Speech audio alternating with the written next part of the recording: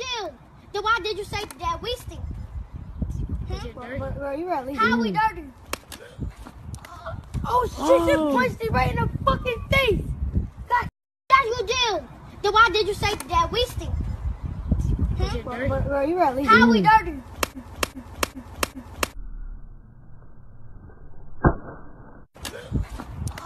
Oh shit, you punched me right in the fucking face!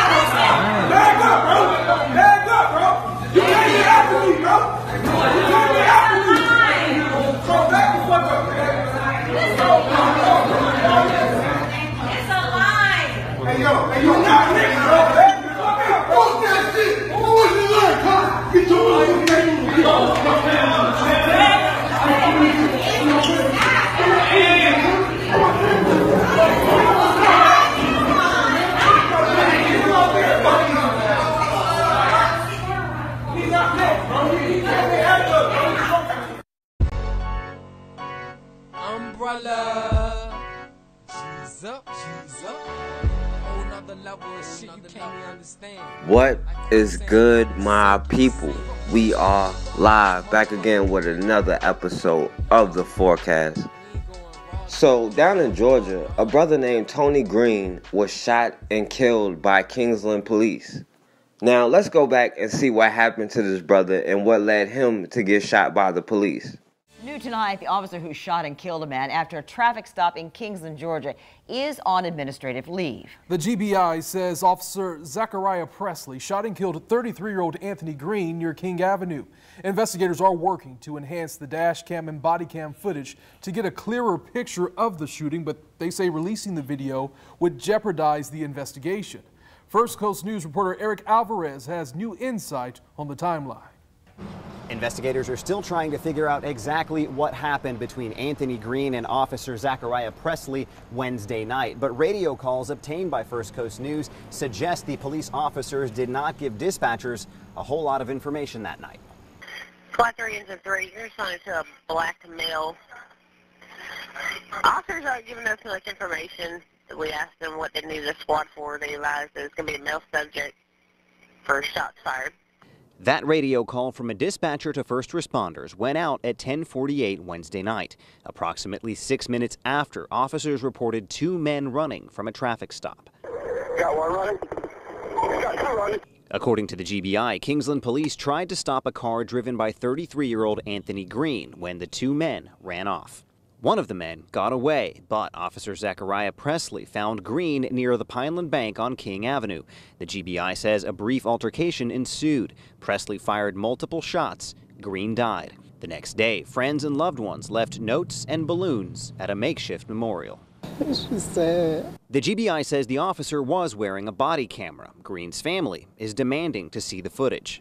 We just want justice. We just want to know what happened and why did the officer have to shoot him. But the GBI says it will not release the footage at this time, claiming doing so would jeopardize the investigation. The first responder communications obtained by First Coast News captured the moment one of the officers reported the shooting at 10:45. Black male, shot fired.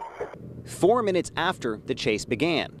2 minutes before, dispatchers didn't know what to tell first responders. Officers aren't giving us much information. 6 minutes in Kingsland, leading to 48 hours of unanswered questions. Right now, investigators are still interviewing witnesses. The GBI has not identified the other man who ran away from that traffic stop. The GBI is awaiting the autopsy results from a crime lab in Savannah. So, according to the police, Officer Zechariah Presley was following the brother Tony Green, and they still haven't really said why he was following them, and they haven't really said what happened. They never said why he was following them for, if he pulled them over. They've just been very vague about it.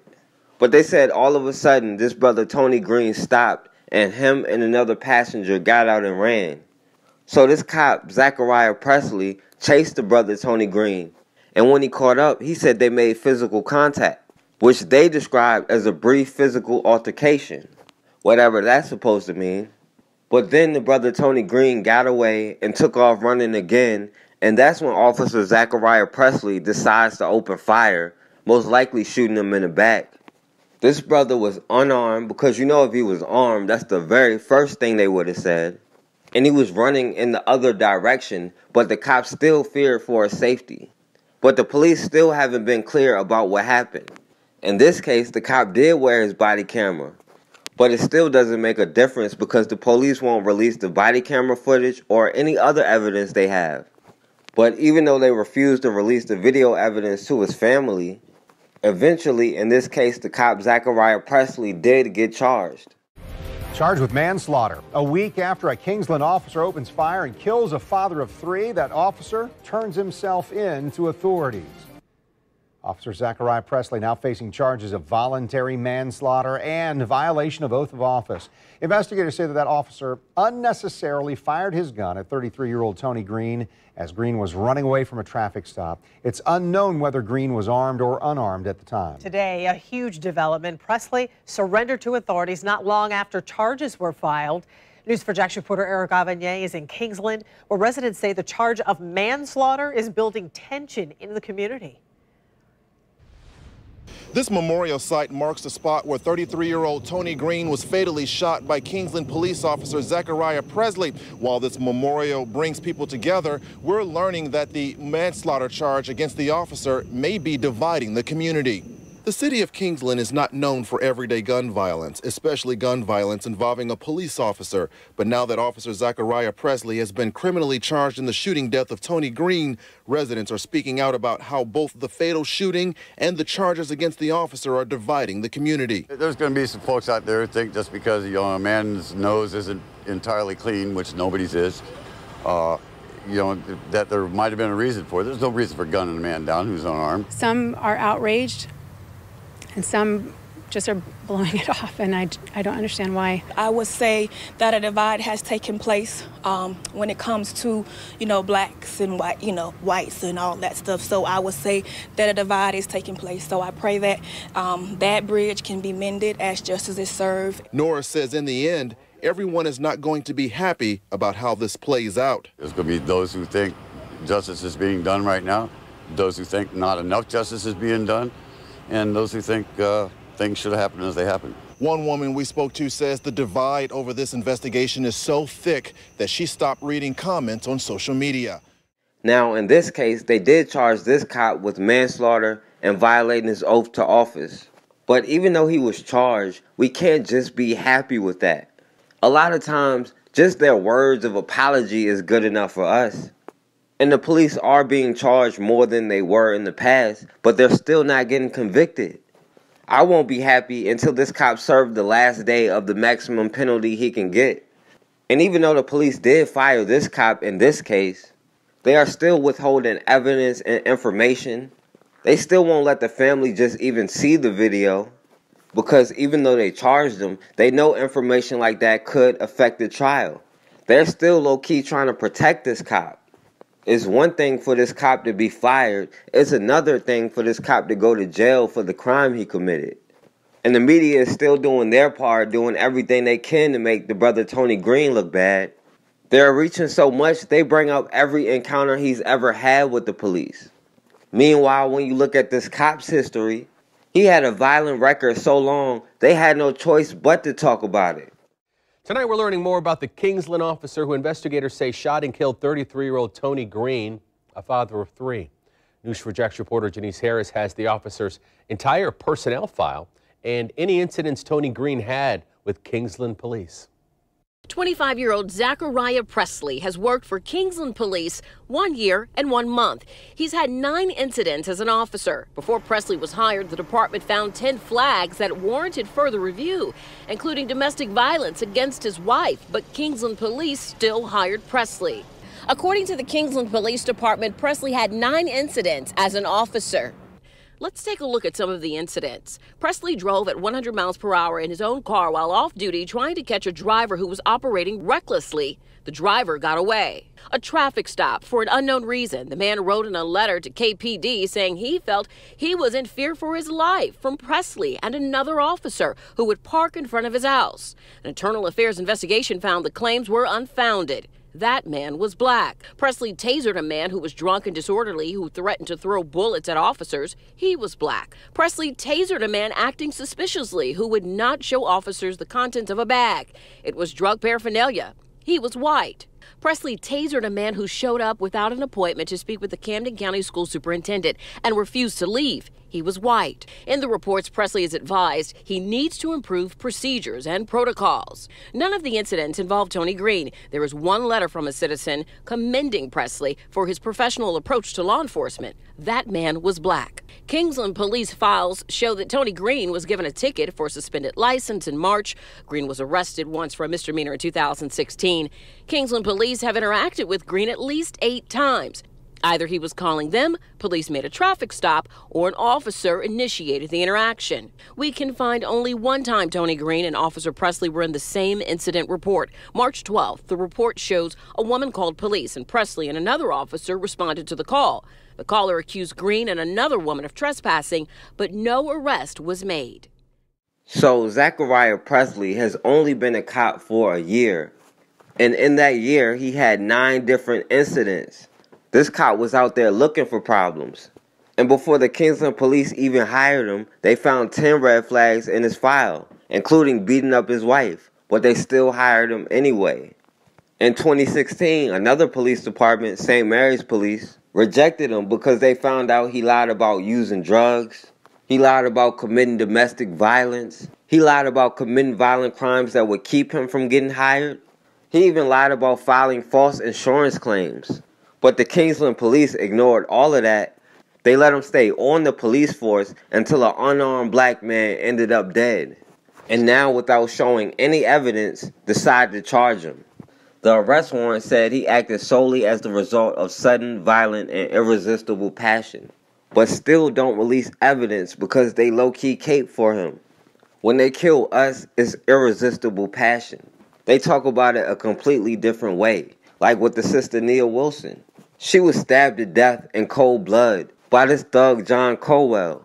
But the media, who got called out for it, portrayed this young woman in a negative light. And even though they did arrest him peacefully and charged him, the media is still trying to control the narrative. They're trying to tell us it's not about race and we need to take race out of it. But for them, it's always been about race. And right now, we're in another one of those violent peaks where they're attacking us, men, women, and children. That's why they can put out movies like The Purge. And you have people dressed up just like they were in Charlottesville going around murdering black people in their own neighborhood. They had the KKK going inside of churches to murder black people. But we have to realize The Purge is based off real life. What happened in Tulsa, Oklahoma, Black Wall Street, that was a real life purge. What happened in Rosewood, Florida, that was a real-life purge. They went in there and they murdered them people, and it was legal. They were aided by the American government. The only difference now is, because of integration, you can't just target a black town. But they're out here targeting us individually. And at this point, we can't afford to fight with each other. We have to be on the same page. We have to be on code. The one thing we have to learn how to do is protect ourselves. For the last 400 plus years, we haven't done a good job at protecting ourselves. And if we don't learn how to do that at some point, then our blood is going to continue to be shed. They were approached by an individual with a knife who struck very rapidly. It was, in my close to 30 years of police experience, probably one of the most vicious attacks that I've seen. And as you look behind me and the screens off to the side is John Cowell, who is the suspect that we've identified. He is a violent felon who is currently on parole, and we currently have an active arrest warrant for his arrest for the murder of Nia. Chief, tell us what he's on parole for? What I can tell you is you know, the criminal rap sheet is confidential, but there is a series of violent offenses that you'll find if you do your due diligence on that.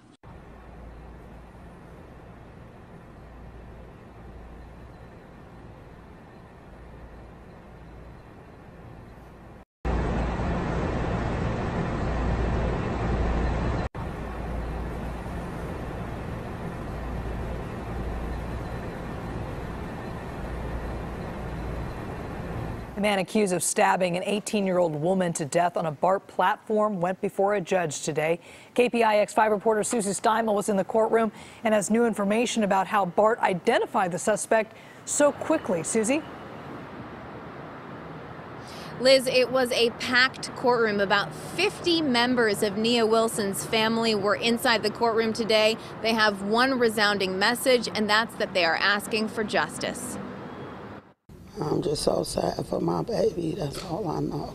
Wearing pictures of her daughter around her neck, Alicia Grayson walks into court to see the man accused of murdering her 18-year-old daughter. He still get to breathe, you know. Nia Wilson was with her two sisters Sunday night at the MacArthur BART station when 27-year-old John Cowell allegedly stabbed Nia and her sister Latifah in the neck. You know, it has shaken the community, it's shaken all of us. Alameda County District Attorney Nancy O'Malley says she expects to put Cowell in prison for the rest of his life. You know, it's just a ruthless, horrible crime with a huge, overwhelming tragedy for the family as well as for our whole community. She says they're investigating this as a possible hate crime, but for now they still don't have a concrete motive for the murder. We're still gathering evidence to look at that, and we always have the opportunity, if we think that can prove the hate crime allegation, then we'll amend the complaint. Alicia says she's dealing with a mixture of emotions, but she says one thing is clear to her. She says BART failed her family and the community. And BART better do something today. The man BART better step it up. It don't need to happen to nobody else's child. Cowell does have a lengthy criminal history, which we've already mentioned over the past couple of days. We know he's been charged with robbery and assault and has multiple restraining orders against him. His family has come out to say that he does have some mental health issues, but the DA said today she believes he will be deemed competent to stand trial. We should also mention this was not his arraignment, just first appearance. He will be entering a plea back here August 22nd. Live in Oakland, Susie Steimel, KPIX5. The memorial for Nia at the MacArthur BART station grows larger by the day. BART says it has no plans to remove the tributes, at least for now. I'll send it to your officer. I'll show him now.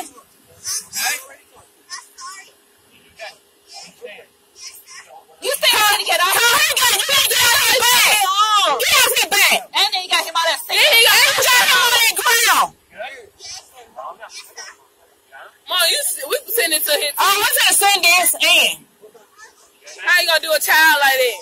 Good? Okay, listen. I'll let you up.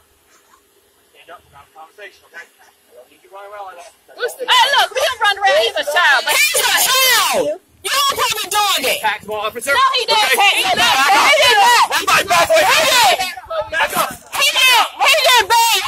He didn't take your officer out. What's in there, buddy? Don't push her. Frederica, come on back.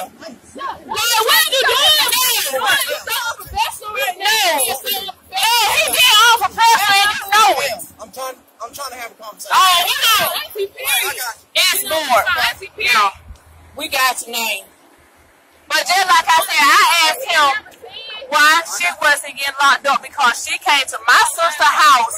This is my sister's property. And she stole money from him. That's why I'm going to the Clark County when I leave here. Occupied 4 times. I'm gonna send the dog. I'm gonna send the dog. Don't worry, I'm gonna send the dog. Hold on.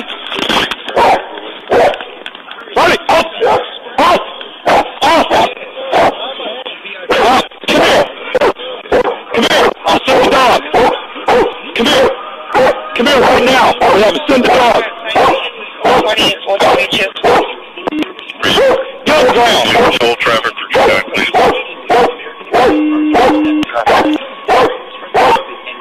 I got the vehicle stopped. I got one outstanding, two at gunpoint. To the ground. Stop! Lights! Off! Off!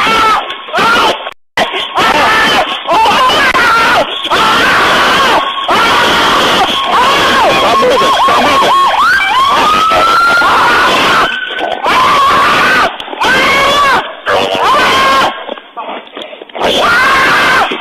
Stand still! Hands up! Off! Off! Off, please! Off!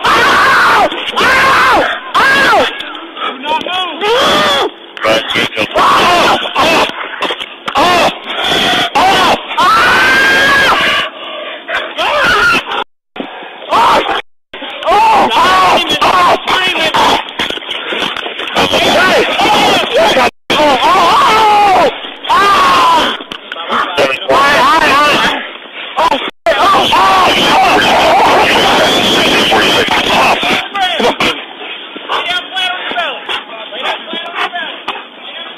The sound and video of a police dog repeatedly biting a young suspect is graphic. We're showing the whole video of that attack. The reason? The canine was given no order to apprehend the teen and then ignored more than 20 commands from his handler to stop biting. I'm gonna send the dog. I'm gonna send the dog. Don't run. I'm gonna send the dog. Passengers bail out of a stolen car and run from police. Come here. Come here right now. A 17-year-old stops running and then follows all of the officer's orders.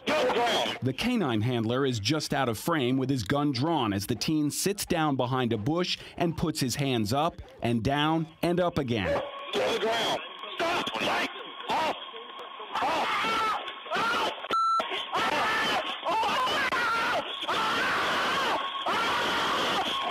Stop moving. Stop moving.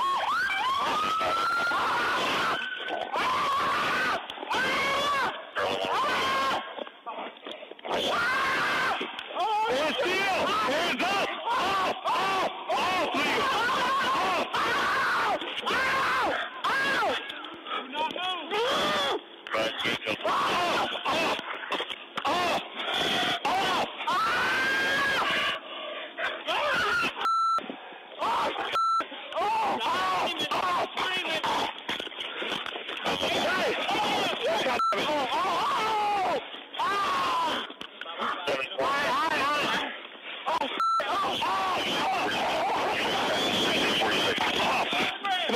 The 17-year-old was hospitalized with severe bite wounds. He was arrested along with the others, but prosecutors dropped all charges against the wounded teen. It troubles me that the canine did not release sooner than what he did. I counted 21 commands, stop, and then 20 off. 18 of those off commands occurred after he already had the teen in his grasp.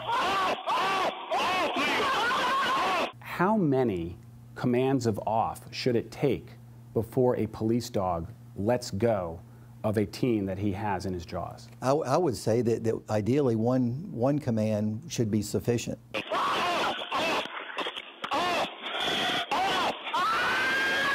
But Roswell police commanders had no problem with this incident when reviewing it 2 years ago. Internal documents show they determined no training issues observed, and the canine responded as he should. The dog was not taken out of service. If you had a police car where you hit the brakes 18 times in a row and the car didn't stop and it hurt somebody, even a suspect, wouldn't you take that car out of service? The officers that were on scene did everything they were supposed to do. They were as the dog approached the young man, the officer was giving commands for him to stop at that point.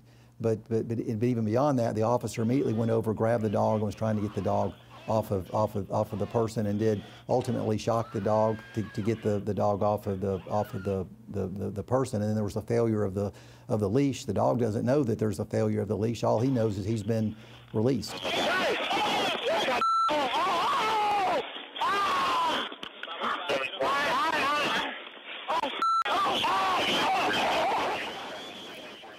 And we were unable to locate the teen. We would like to talk with him. This happened 2 years ago, but our initial requests for the video were turned down because the case was technically still open, and the police chief avoided multiple requests for an interview with the investigators until this week. As with the coin flip case, Roswell officers alerted us to this video because they felt the public was at risk, and command staff did not properly handle those concerns.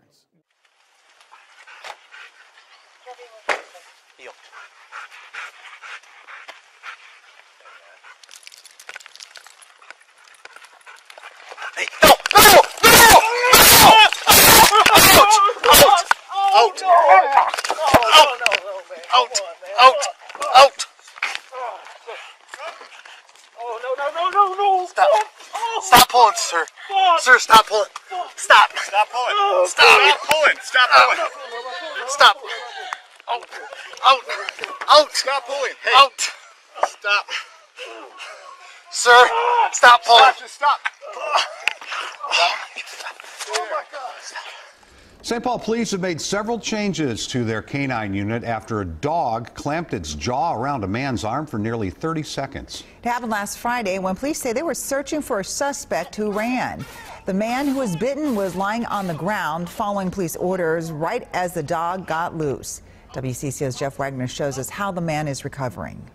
Grabbing a glass of water sounds easy, but Glenn Slaughter is still getting the hang of it again. I tried to, this morning, try to hold a basketball. That not happening. Slaughter says he was just heading to work last week as officers searched for a suspect outside his house. All of a sudden, I see flashlights like, hey, put your hands up. And I'm like, oh, okay. And I'm like, get on the ground, get on the ground. So I'm laying on the ground, like, just following orders and stuff like that. Body camera footage from the canine officer shows what happened next. After securing the dog to a leash, police say the collar broke. All I just heard was a no, and then the dog was on top of me. It's like, oh God. The officer commands the dog to release Slaughter's arm, but it wouldn't budge. He's like, sir, don't reach for him. I'm like, no, it's hurting. After nearly 30 seconds, the dog lets go. It's the third bite incident involving St. Paul Police's canine unit and an innocent person in the past 2 years. In light of the most recent one, Chief Todd Axtell imposed several restrictions. They include canine officers inspecting their equipment on camera before each shift, shorter leashes for the dogs, and a twice-a-month assessment on the canine team's abilities. An external audit will also be done. I mean, and that's a good start, I guess. But like I said, I'll believe it when I see it, when the change actually comes, and it needs to happen. The St. Paul Police Union's president feels the changes are a knee-jerk reaction. Come in and do a review, and if tweaks can be made, let's do it. But you do not want to place further restrictions on dog deployment, because that is simply just going to make the city of St. Paul less safe. Slaughter says he plans to talk with a lawyer and weigh his options. The dog's handler, Officer Mike Ross, will be transferred out of the canine unit, possibly to patrol. The dog has been retired. Braiding and twisting 3-year-old Amaya Norris's natural hair is a weekly ritual that includes several coconut oil-based products to make it easier to comb. Yeah, I love it. It smells delicious. It smells like cookies to me. Mom may like the smell, but according to this note Tiona Norris posted on her Facebook page, Amaya's teacher didn't like it, basically saying, "Your child stinks. Don't put the coconut oil in her hair." The kids were teasing her. Norris says Amaya was the only black child in her preschool class at the Raggedy Ann Learning Center in Elmhurst. I was just hurt for my child. Especially after Norris says she met with the teacher and school administrator and learned